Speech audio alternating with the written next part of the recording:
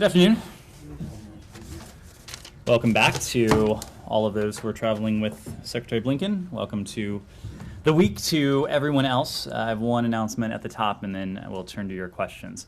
As President Biden and Secretary Blinken have stated, the United States welcomes the historic announcement that bilateral discussions between the Republic of Korea and Japan to resolve sensitive historical issues have concluded.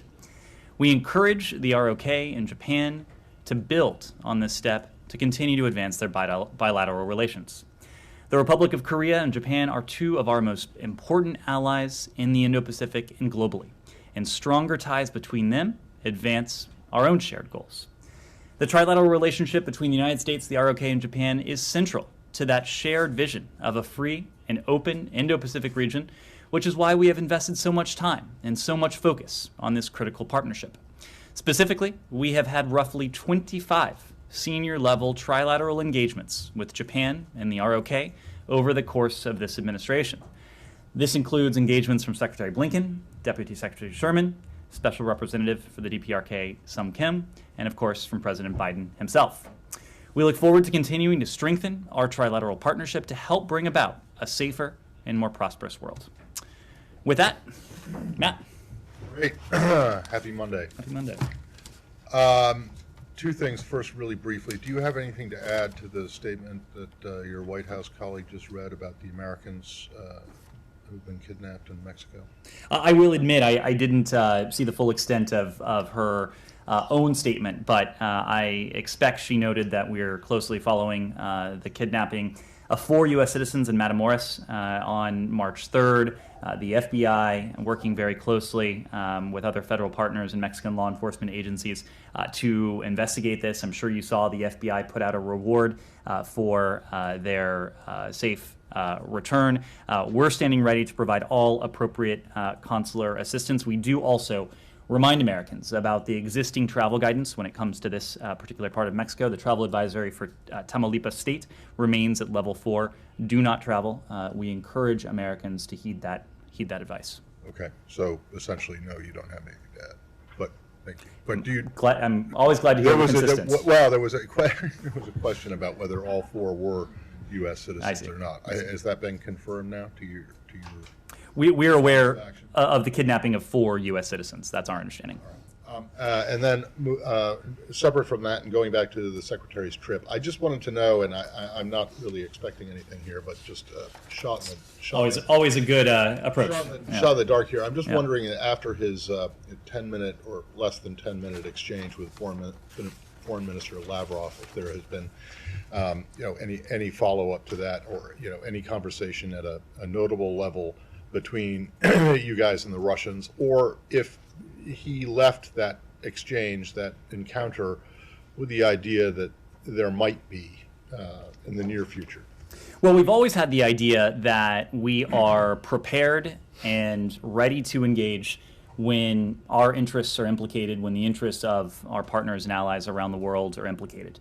That's precisely why this wasn't the first conversation between Secretary Blinken and Foreign Minister Lavrov. It wasn't even the first since the start of Russia's full-scale invasion against Ukraine in February of last year. Well, it was the second. It was the second. But we have demonstrated, and 2 makes this a consistent pattern. But both in word and we've also made it clear, both in deed and we've made it clear in word, that we are ready to engage when it is in our interests to do so, when it's in the interests of our allies and partners around the world to do so. The Secretary was clear about the 3 priorities that he raised with Foreign Minister Lavrov in that meeting. We've also been clear that we wouldn't expect one specific meeting with Foreign Minister Lavrov would lead to a resolution of the issues that he raised, and that, of course, is putting it very mildly. We remain prepared, ready to engage if it is in our interest. As you know, we do have lines of communication. We have an embassy in Moscow. The Russians have an embassy here. There are other channels from within the State Department, from within other departments and entities within the executive branch. We are going to continue to do what is most effective to advance our interests. We thought that last week, because Secretary Blinken and Foreign Minister Lavrov were in the same room, they were in the same place, it was an opportunity for the Secretary to convey very directly without any room for misinterpretation. The areas that matter a great deal to us. Whether the Russians will in turn act on that in any way, the jury is still out. Again, we harbor no illusions that a single brief encounter would change their position, but it's important for us to advocate and to advocate effectively for our interests. Sure. Has the Secretary seen the now infamous clip on the social media in which Lavrov claims that the war was launched by the West against him, his country, and that he's out there to stop it? I was wondering, what was the Secretary's reaction? Was it reflecting the reaction that we have seen from the audience? I think, Alex, you can't watch that clip. You couldn't have been in the room and heard Foreign Minister Lavrov make those remarks and not to have the same reaction that apparently everyone else in that room had. For those who haven't seen the clip, the room breaks into what can be described as probably uproarious laughter at a statement from Foreign Minister Lavrov that Russia was attacked, and that was the genesis of the full-scale invasion of Ukraine. We've heard similar statements, outlandish statements like this from Russia before. I think it is clear from the reaction in that room, the fact that the world is under no illusion about how this started, about who is responsible, and perhaps most importantly of all, who could end it if Russia sought to seek an end to this war today, tomorrow. I'm just wondering if there's any second thought after seeing Lavrov is denying even basic truth. Alex, we've observed Foreign Minister Lavrov over the course of the past year. I think the Secretary has used the term that the Foreign Minister has an adversarial relationship with the truth. We didn't engage with Foreign Minister Lavrov because we necessarily trust what he has to say or what he has said for that matter. We engaged with Foreign Minister Lavrov just as we've engaged through other channels and through other counterparts because it's in our interests to do so. And again, we are clear-eyed about the potential for any sort of change, near-term change in the Russian posture on this. The point of this brief encounter was not to seek to effect a reversal in the near term over these core issues that matter a great deal to us and to the rest of the world, but it's in our interest to engage in diplomacy and to make clear where the United States stands. Prepared to comment on that bit with the laughter. What's your response to the fact that, for those of us who were there, that at the beginning of his address at which this thing happened, he actually got a round of applause from that same audience when he talked about how NATO was and the West were encroaching on Russia and going and raising tensions because they're getting closer. So if you're going to talk about the laughter at that one bit, I'm just wondering what you make of the applause. Well, to say I was prepared to respond to it, he asked a question and I answered it. I'm not suggesting it was pre-cooked or anything, right. But you did respond to that. So I'm just wondering if you have any concerns at all that very same audience also seemed to be sympathetic to Foreign Minister Lavrov earlier. Matt, there are misperceptions, and we do our best to counter the misperceptions that are out there, whether they are about the United States, whether they are about our Ukrainian partners, whether they're about NATO. And we make clear at every opportunity we have that NATO is a defensive alliance, pure and simple. NATO has never threatened anyone. That in turn doesn't pose a threat to members of NATO. NATO has expanded as a result of Russian aggression. And it is incumbent on NATO, on the member states as a defensive alliance, to take prudent steps in response to what they're seeing from Russia's very own actions. The Secretary, almost every opportunity he gets, makes the point that President Putin, who I think has done a great deal to not only unite NATO, NATO is now stronger, it is more purposeful, it is more determined, but more broadly than that, President Putin has precipitated just about everything he has sought to prevent, and this goes back to 2014.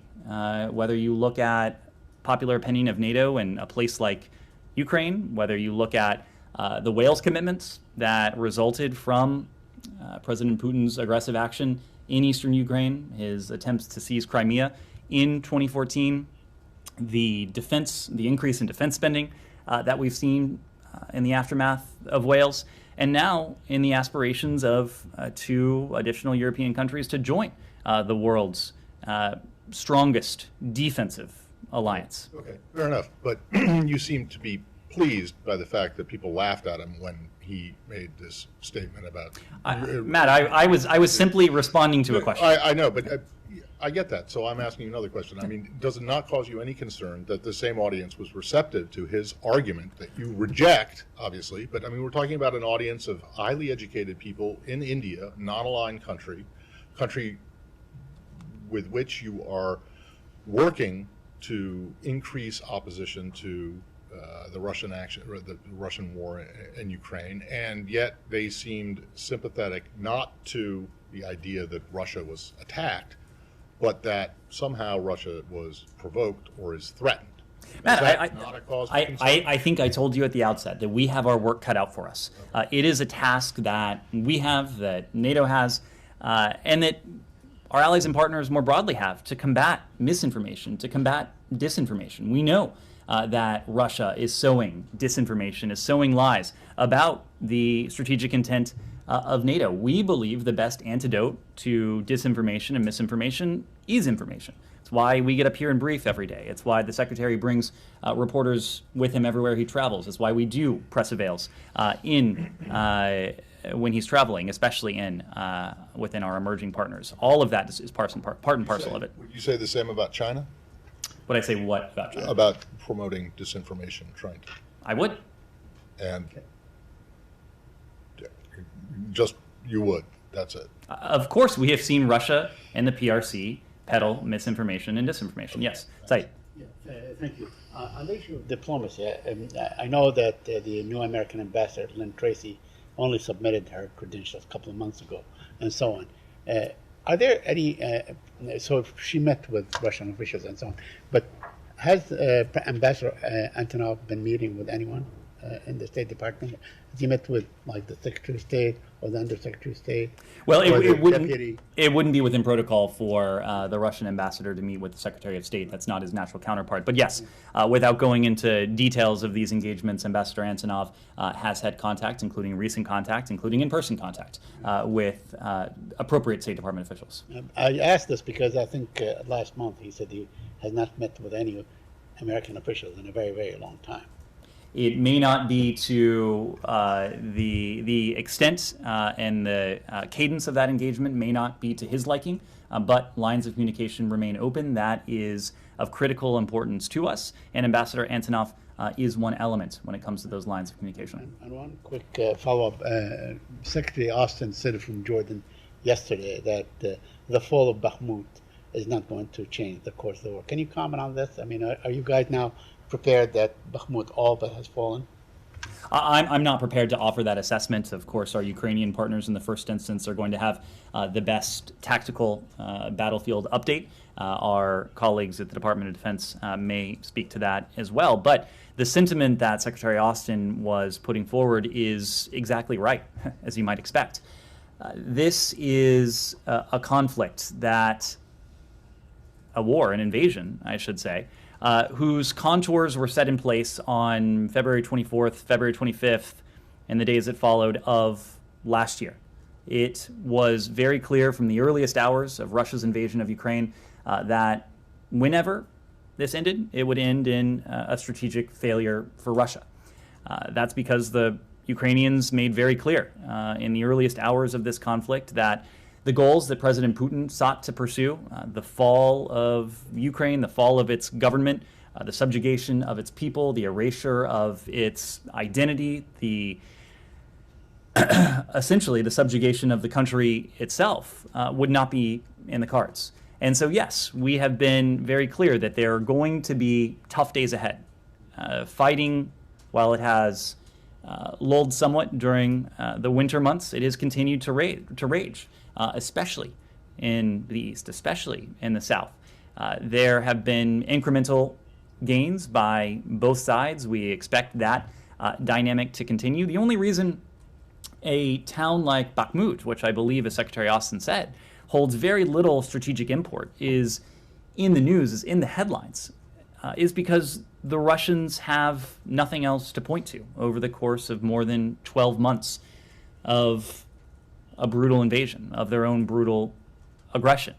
Were the Russians in any had they had any sort of success in this effort, the fall or the fact that a place like Bakhmut is being contested wouldn't even register halfway around the world. The fact that it is, the fact that people are focused on it is because the Russians have nothing to point to during the course of their 12 months of brutal aggression against the Ukrainians. The Ukrainians are, as they have across the country, making a valiant effort. The broader strategic tide of this invasion, we think, is set in stone. This will be a strategic failure for Russia. The Ukrainians have demonstrated that they are in a position not only to withstand advancing Russian forces, but to take back territory that has been wrested away from them.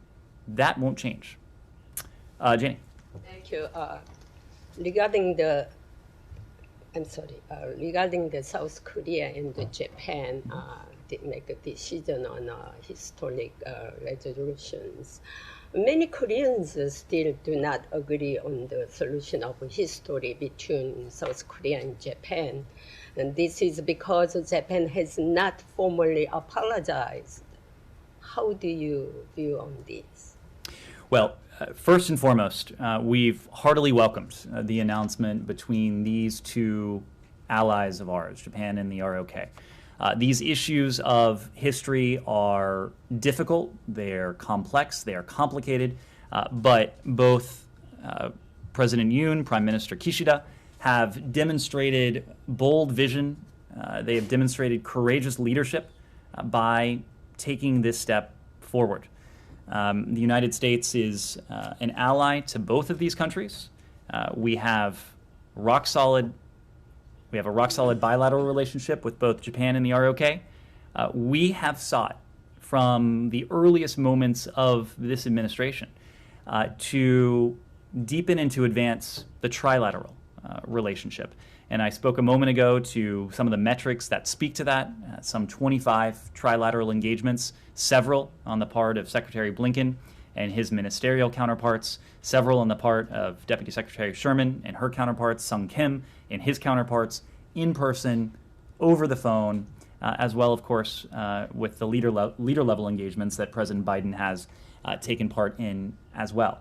And we're doing that because the trilateral relationship is critical to a vision we share with both countries for a free and open Indo-Pacific.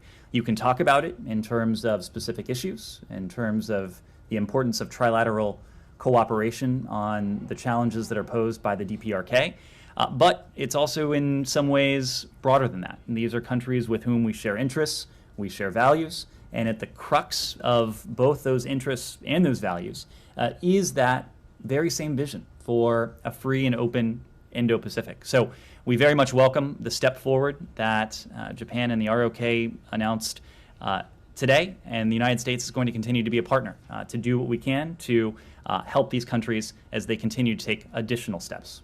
Do you think Japanese should be apologize to victims, not a government? These are not questions for the United States to answer. These are discussions that Japan and the ROK, our dear allies, are having between themselves. That is the appropriate forum for these questions. One more, South Korean National Security Advisor Kim Song-han and Secretary Blinken are meeting today. Why did the National Security Advisor Kim suddenly visit to U.S. and what topic will they be talking about? I don't know that it was a sudden visit. I think this visit has been on the books for some time. Of course, it does come on a historic day in the context of our relationship with the ROK and with Japan as well. They'll discuss a number of issues. They're going to discuss how our two countries can continue to work together collaboratively to support our partners in Ukraine, to ensure our country's economic security and economic prosperity. The Secretary, of course, will welcome the announcement between the ROK and Japan that we've been speaking to, and he will reinforce our commitment to extended deterrence in the face of the DPRK threat. I do expect that we'll have additional details after the meeting today, and we'll be sure to share that. Are they going to talking about the semiconductor law also? We'll have additional details after the meeting, and we'll be sure to share those. Leon, did you have a follow-up? I did, but you answered. Okay. Or Great. didn't answer, but. We'll move forward then. Shannon. Turkey reportedly summoned Ambassador Flake to express their discontent over General Milley's visit to Syria over the weekend. Do you have any comment on this? And do you feel that any unease on Turkey's part is merited here? We can confirm that Ambassador Flake did go to the Turkish Ministry of Foreign Affairs today for meetings and for discussions.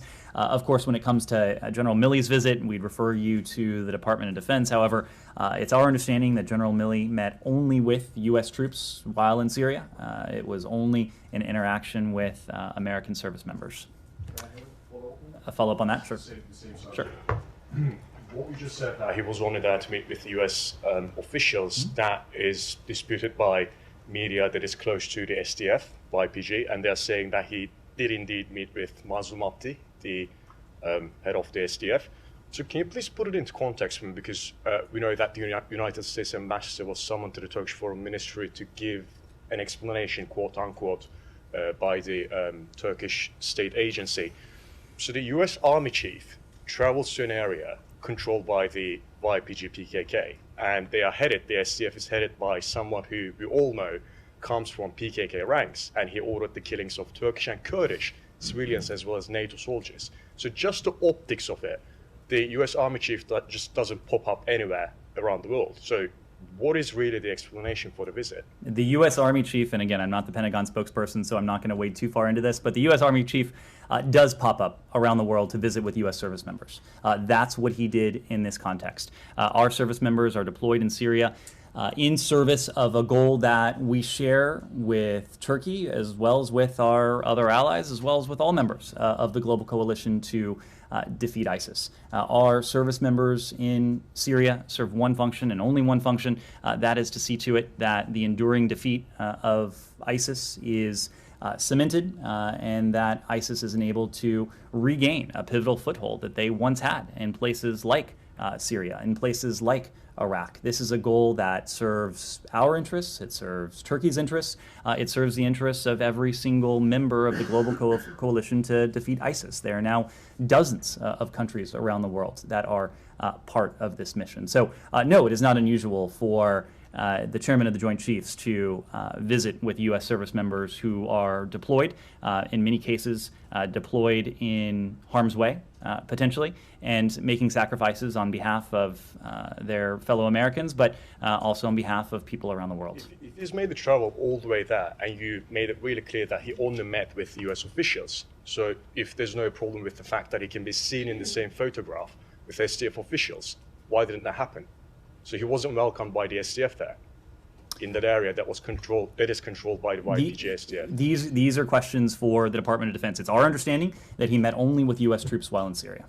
So, just to follow up on this, Kobani and that area where he visited, the area under the control of the Democratic Kurdish forces and so on. You still consider that to be part of Syria, correct? Part of Syria that you recognize. Correct.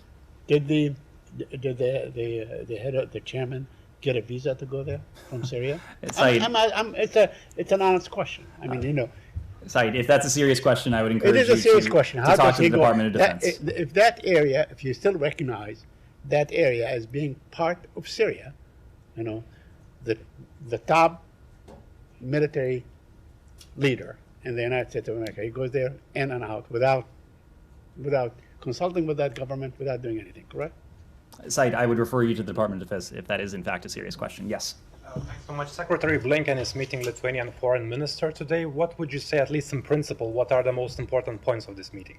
So we will have a fairly robust readout coming out of this meeting with our Lithuanian counterparts. But Lithuania is a critical ally of the United States. We share goals, of course, and interests as members of NATO. We share a number of economic interests. Lithuania, for its part, has demonstrated tremendous leadership and, beyond that, resilience in the face of the campaign of coercion that Lithuania has endured and, of course, withstood from the PRC over the course of the past year. So we'll have a pretty robust readout to offer in the aftermath of this meeting, but it's important for Secretary Blinken to sit down with his Lithuanian counterpart to discuss these shared interests, to discuss the values that unite our two countries, and really to commend Lithuania for the leadership and resilience that it has demonstrated across the board. Leon, go ahead. Yeah, no, I was wondering, the Secretary is also meeting a senior Israeli official today, and this comes after the trip of the head of the IAEA in Tehran. We came back and said there was progress in the negotiations of cameras and so forth. So what is the U.S.'s assessment of Grossi's trip to Iran, and where do you stand on potentially introducing a resolution or not during this Council of meetings in Vienna? Sure. So first, on the visit of the Director General to Tehran over the weekend, we welcome and appreciate the efforts of the IAEA Director General Grossi to engage on the importance of resolving longstanding questions related to Iran's safeguards, obligations, and on other matters related to its nuclear program. In the joint statement that was announced on March 4th between Iran and the IAEA, Iran committed to take important steps and expressed a readiness to provide long overdue cooperation with the agency on the outstanding safeguards issues. We expect, most importantly, Iran to take prompt and concrete action in line with the joint statement. Too many times in the past, we've seen Iran issue vague promises only never to follow through. We in the IAEA Board of Governors have been clear that Iran must cooperate with the IAEA fully and without delay, and we look forward to additional reporting from the IAEA in the coming weeks on the steps taken by Iran. When it comes to the meeting of the Board of Governors, of course, Iran will be a topic at the Board of Governors. We're engaged with our European allies. We're also engaged with the IAEA itself on the most effective means by which to see to it that Iran is held to the commitments that it has made. Yes, go ahead. I have a question on the Americans kidnapped in Mexico. The Mexican president said that they have information that the Americans crossed the border to buy medicines in Mexico, and then they were detained after a confrontation between groups. I've seen other reporting that said a U.S. official said that they had traveled to the border city for medical procedures, citing receipts found. Can you just clarify confirming either the Mexican president's comments or what can you tell us of what's been circulating? I've seen these same reports. Unfortunately, I'm not in a position to confirm any of them, in part because this is an active investigation. The FBI is working very closely with Mexican counterparts in an effort to safely recover these Americans. So we wouldn't want to get ahead of that investigation to the extent we do know details, but details are also quite scant at this time. But you wouldn't refute what the Mexican president... I'm just not going to weigh in. I've seen those same reports. And then one quick follow-up. I know you said you don't want to say too much, but is the State Department aware of video that's been circulating online showing a white van with people getting put into the van? There's been a lot of photos and videos circulating online. I'm just wondering if authorities are at least looking into that, if you can kind of confirm whether those are authentic leads in this incident. These are questions about an ongoing law enforcement investigation. Certainly we're not going to comment on any active leads. I believe the FBI has issued a statement where they have put out some details of the vehicle in which these individuals were traveling. But again, we'll have to refer to the FBI on those questions. Yes? Just following up on that, if there's any more information that you have or who carried this out, what is being done to get them home safely, and does this put more pressure to label cartels terrorist groups if this indeed is an act by the cartels?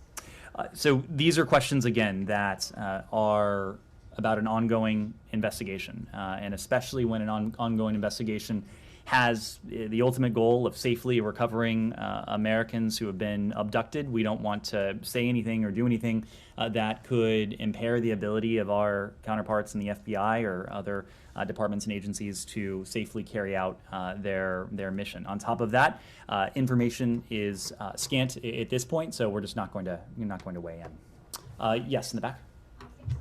I want to follow up on the announcement between ROK and Japan. The U.S. has emphasized the importance of trilateral relationship among U.S., ROK, Japan many times. And on this historical forced labor issue specifically, what kind of advice did the U.S. give to ROK before this announcement? So what kind of role did the U.S. play in this announcement? The United States has played the role of ally. The United States has played the role of partner to both countries. These are decisions that Japan and the ROK have had to make and will have to make themselves. Of course, we are going to play whatever role we can to be most helpful as we can to our treaty allies. But these are decisions that the countries themselves have had to decide to pursue. And when it comes to the decision that was announced today, it is something that we heartily commit because we welcome the advancement of the bilateral relationship between the ROK and Japan, but it's also critically important to us that the trilateral relationship between Japan, between the ROK, and the United States is as deep and effective and seamless as it possibly can be, not only for the core challenge that is the DPRK and its nuclear weapons and ballistic missile programs, but also for the shared vision our three countries have of a free and open Indo-Pacific region. Kylie? Sure. There's a Financial Times report that Speaker McCarthy has been convinced by the Taiwan government to actually meet with their president in California instead of Taiwan due to concerns about a Chinese aggressive response to that visit. Has the State Department been involved in discussions about planning of that meeting between the two? So first, I'm not aware of any confirmed travel on the part of President Tsai to the United States. I'm specifically not aware that our Taiwanese partners have announced any travel. So I would need to refer you to President Tsai's office, to Speaker McCarthy's office for any additional details beyond that. But just from a policy and planning perspective, would this department be involved in those conversations? Congress is an independent, co-equal branch of government. Members of Congress, the Speaker of the House in a case like this, is going to decide for himself or herself the meeting, the nature of the meetings that he or she wishes to make. Now, of course, in the conduct of and the actual travel of a foreign dignitary to the United States, there would be a role to play for the Department of State. But of course, I'm not aware of any confirmed travel, nor am I aware that our Taiwanese partners have announced any intention to travel. And just while we're on the subject of travel and China, after the canceled visit to Beijing last month for the Secretary of State, you guys said that you would look to planning another visit when the conditions were conducive to that visit, I believe. Are we any closer to getting that on the calendar? What we said in the aftermath of that postponement, we pointed to the meeting between President Biden and President Xi, the meeting they had in Bali in November of last year, where there was an expansive agenda on the table. It was an agenda that had different elements, but the crux of that agenda was the priority we place, both of our countries place, in seeking to see to it that competition doesn't veer into conflict, in our shared efforts to build a floor on the relationship and ultimately to establish guardrails, to see to it that areas that are potentially conflictual don't actually verge into the realm of conflict. We made the point in the aftermath of the decision to postpone the visit that it wouldn't be that a visit in the aftermath of the high-altitude surveillance balloon wouldn't be conducive to an agenda along those lines. We still have lines of communication with our POC counterparts. We wish we had more and in some ways deeper lines of communication with our PRC counterparts, but the Secretary, when the time is right, when the conditions are, in fact, conducive to a meeting with his counterparts in the PRC, is prepared to travel. This is a decision that we are going to discuss internally within the department and across the executive branch, but also I expect there will continue to be conversations between the United States and our PRC counterparts on this. So conditions aren't conducive right now? We haven't announced any plans for the Secretary to travel in the near term. Simon. I wanted to ask about Tunisia. You touched on it last week in regard to the political situation, but there's a separate issue. The World Bank has today said that, or yesterday I think in a note said they're going to pause future work with Tunisia over the president's statements regarding migrants from sub-Saharan Africa. I wondered if, I don't think you've spoken on that particular issue, the president's comments and also the country's crackdown on migrants. I wondered if you had any comment on that and whether we could expect, any kind of pause or disruption to U.S. aid arrangements to Tunisia. Well, as you heard from the World Bank, we too are deeply concerned by President Said's remarks regarding migration from sub-Saharan Africa to Tunisia and reports of arbitrary arrests of migrants in recent weeks.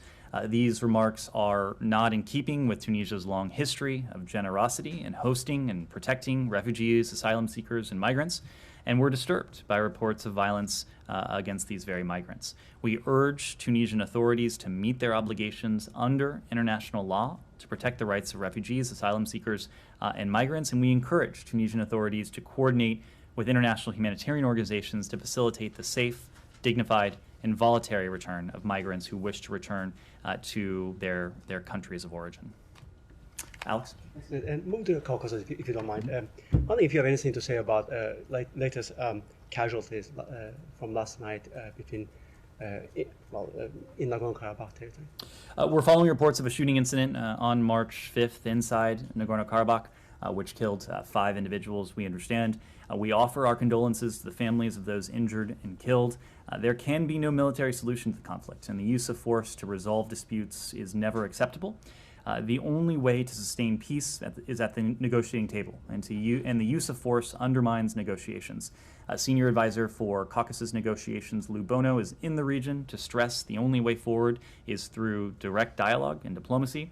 And as the Secretary has emphasized, the United States is committed to Armenia-Azerbaijan peace negotiations. Any sense of its timing and also its implications for, as you said, the senior advisors in the region, its implications for the negotiation process? Its implications for the peace process? The clearest implication for us is the imperative of continued direct dialogue and discussion between the parties themselves. This is imperative on the part of the parties. We have played the role of partner to both countries, facilitating on a trilateral basis engagement between the foreign ministers and at the leader level as well. We are prepared, whether bilaterally, trilaterally, multilaterally, to continue to be a partner in furtherance of efforts to secure a lasting peace. On that point, Azeris heard last week from Lavrov directly when he was traveling in the region that basically spare a way to solve the problem if they stick with Russian mediating efforts, something that was reflected by actually his spokesperson later on as well. So I'll give you a chance to make your case why the Western mediation you think is the way to go. This is a question for the parties themselves, and we're not going to put ourselves against any other offer of mediation. And in fact, we're not a mediator. We are a partner to the two countries. I think we have demonstrated both in word and in deed the nature of our relationship with the two countries, our ability to bring the two countries together, our willingness and readiness to help bring about additional progress in relations between Armenia and Azerbaijan. We are not doing this as a means by which to compete with Moscow. We are doing this in an effort to bring about the settlement and resolution of a long-standing dispute between these two countries, and unfortunately a dispute that has consistently taken lives, just as it did on March 5th. Our interest here is in peace and security. It's in the interests of the people of Armenia and Azerbaijan as well. Said. Thank you. Going on the Palestinian issue, very quickly, the Hussein Sheikh, he's the executive director, the executive director of the PLO, told the Israeli newspaper, the Times of Israel, that Israel has not fulfilled the Aqaba promises to transfer withheld PA funds. Are you aware of that? Are you aware of this report, and do you have any comments? Saeed, I've seen that report. We'd have to refer you to the parties themselves. Generally, our point has always been that we and our regional partners will continue to work with the parties to advance the commitments made in Aqaba. Resulting from Aqaba was a public statement that spelled out commitments on the part of the parties. I'm not aware that the commitment that you referenced was actually in the communique from Aqaba. Okay. Are you satisfied with Israel's fulfillment of all the elements that came in the communique? What's most important to us, Saeed, is that the parties fulfill the commitments they've made. I don't think we're ever going to be able to render a verdict on whether the work is complete. This is an incomplete project because tensions do remain high. The situation on the ground remains tenuous. And so especially as that's the case, it's imperative that the parties adhere to the commitments that they made to one another, the commitments that they made to the United States, to Jordan, to Egypt as well. These commitments are important in and of themselves, but if and when implemented, these are important commitments that can help to de-escalate tensions, that can help to restore the overriding sense of calm that we and our partners in Egypt, Jordan, and throughout the region would like to see return. Okay, but going back to the settler attacks last Sunday the 26th of February, while it was, shown all over the world and so on, settler violence continues. Almost every day, and most of the time with the protection of the Israeli army. So I don't know, all these communiques and all these talks and so on that you talk with the Israelis or the Palestinians and so on has not seemed, at least till now, a week has elapsed, to really impact or to stop Israel from at least giving cover, the Israeli army giving cover to settler violence. Do you have any comment on that? Saeed, we believe it's critical that both parties refrain from unilateral steps that serve only to exacerbate tensions and undercut efforts to advance a negotiated two-state solution. We've been unequivocal in condemning any and all forms of violence. We are agnostic as to the perpetrator. Violence is never appropriate. It is never acceptable. We condemn it regardless of who's behind it.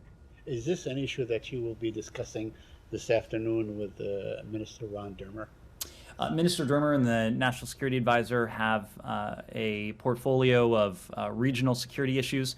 I expect the Secretary and the team will have a discussion, a broad discussion with their Israeli counterparts on the central regional security issues. Of course, at the top of that list is a challenge that is posed by Iran, its nuclear program, but also the broader set of threats that Iran poses to the region. We'll have more to say in the aftermath of that meeting. And lastly, I want to ask about the whereabouts of Envoy Hadi Amr. Is he still there? Is he back here? Hadi Amr was in the region last week. He was in the West Bank last week. I'd have to check to see if he's returned, but we'll let you know. Gita. Picking up on the reference to Iran, I have a question about the school poisoning. It has spread, it hasn't stopped, and more schools are being, the students are being poisoned. The government is not doing anything about it. One thing that they seem to be doing is preventing the medical profession from giving the parents access to their kids' lab results, or even preventing them from seeing their kids while they're being treated. Some officials say this is just stress related, and some others are saying that the girls are doing this themselves. They are doing what everybody's calling chemical attack. Would you support or even initiate a call for international investigation? So, Gita, first, these reports of continued poisoning of schoolgirls across Iran, they are unconscionable. These poisonings need to be stopped immediately. Women and girls in Iran, and women and girls everywhere for that matter, have a universal human right. It is the universal right to education. It's essential to advancing economic security, prosperity, realizing their potential, whether that's in Iran or anywhere else. There must be accountability for those responsible for what is happening. To your question, if these poisonings were found to be related to women and girls' participation in protests, then it would be within the mandate of the UN's independent international fact-finding mission on the Islamic Republic of Iran to investigate. Our thoughts do remain with all of those who are suffering from this. And to the other element of your question, we are alarmed by what we've seen on the part of Iranian authorities. The reported arrests of a prominent journalist, Ali Portabatai, for investigating the poisonings. We're also alarmed by reports that Iranian authorities have intimidated parents, that they have intimidated medical professionals into silence. The entire world is greatly concerned about these poisonings. Iranian authorities should cease suppressing the media and allow them to do their jobs. The same is true for medical professionals. The same is true for parents who are attempting merely to care for their children. There must be accountability for these poisonings, and most importantly, they must come to an end. Well, the fact-finding mission's mandate is long. How about, I don't know, the WHO or the International Red Cross? Would it be possible? Would you call for that? Do you think that's something that would be more credible than the government itself doing the investigation? So I'm not going to speak for any other organization that may or may not have a role in this, but there is a fact-finding mechanism within the UN itself. There was a fact-finding mechanism within the auspices of an existing UN body. If it is determined that there was a motive at play in an effort to suppress the ambitions, the abilities of women and girls in Iran, we do think it would be appropriate for that particular body to, within their mandate, to investigate. Well, how do you determine the motive? I mean, presumably you don't trust any Iranian investigation. So how do you get to the point where you can say that, okay, this now falls within the purview of the... So the world, Matt, is watching very closely. And we are, even in the midst of Iranian attempts to intimidate and to suppress information that is reaching the rest of the world, we've been able to see these reports. We've been able to see video. We've been able to hear firsthand accounts. I think it will become clear to the world what is or what is not happening if that information continues to emanate from Iran. We'll continue to watch very closely, and we'll continue to call for what's appropriate and effective. But you haven't, based on what's come out so far, you have not been able to assign motive. That's right. What makes you think that, I mean, this has been going on for some time now. That's right. So you're confident that without an international investigation or an international fact-finding mission or something like that that could get inside Iran and look to see what a motive might be or is, you can determine that anyway? We've been able to see with our own eyes through news reports, through reports that are emanating from Iran, video footage of this as well. I suspect we'll continue to learn more about this if these unfortunately continue. We want to do what is most effective, what we think will help to address, that will come to the aid of women and girls who's been subjected to this. Most importantly, these reported poisonings need to come to an end. There are also reports about Iran? discovery of secret jails in Iran where they torture those girls that are arrested. Do you have any comment on that? We've seen these reports of attempted suppression on the part of those who are reporting on this. We've seen reports as well that those who may have been subjected to what is afflicting these girls in Iran may also have been intimidated and the subject of repression themselves. Of course, all of this is greatly concerning for us. Yes? Yeah, the foreign minister in Iran spokesman today said his country is still exchanging message with Washington, and he expressed commitment to diplomacy, as he said, to resolve the differences and the nuclear negotiation issue. Can you confirm that about the message, and what's your comment? Why did he? How do you read it? I haven't seen the full context of these remarks, but what I can tell you is that we have heard plenty of misleading and outright misleading statements and outright lies from Iranian officials over the course of weeks now. The JCPOA is not on the agenda. It has not been on the agenda for some time. What has been on the agenda are three primary topics: the violence and the repression, the efforts on the part of the Iranian regime to suppress its own people, Iran's provision of UAV technology to Russia, and then, of course, Iran's continued practice of wrongfully detaining Americans in Iran. We have means by which to make our positions and to make clear the priority we attach to each of those issues, but we're just not going to speak to the particular channels. So you deny that you're exchanging messages with Tehran with respect to the nuclear negotiation? The JCPOA is not on the agenda, yes. I also want to follow up on South Korea-Japan agreement about the wartime labor issue. In the wake of this agreement, Japanese government said it would start a process to lift restriction on the semiconductor material export to ROK. So do you support this movement as you seek a stronger supply chain among US allies? These are questions for the governments of the ROK and Japan themselves. We support any effort that seeks to improve and to advance the relationship between our allies, the ROK and Japan, because that in turn supports the trilateral relationship that we have cultivated and we have focused on to such a great detail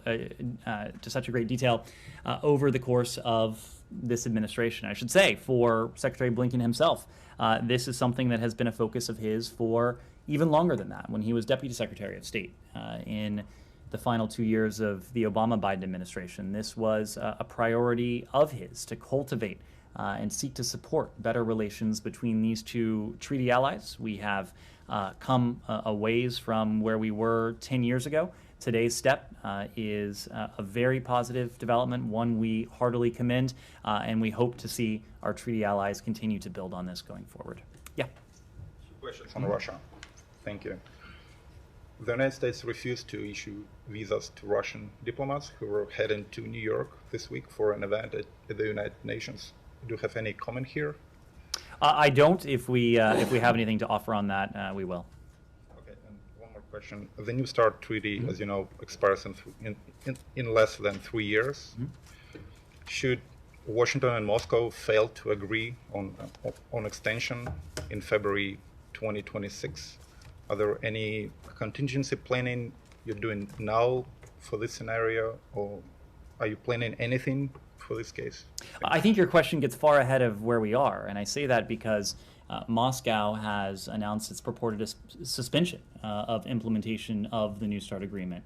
Even before that happened, we found that Moscow was in technical non-compliance with the New START treaty. So before we start talking about what happens in 2026 and a potential renewal of the New START treaty, we want to focus on bringing Moscow back into compliance with the treaty. It is in the interests of the American people. It is in the interests of the people of Russia. It's in the interests of people around the world to see to it that the two countries that possess the largest number of nuclear weapons engage in responsible behavior. And part of being a responsible nuclear power is engaging in arms control. It's engaging in talks about strategic stability, just as the United States and the Soviet Union did over the course of the Cold War.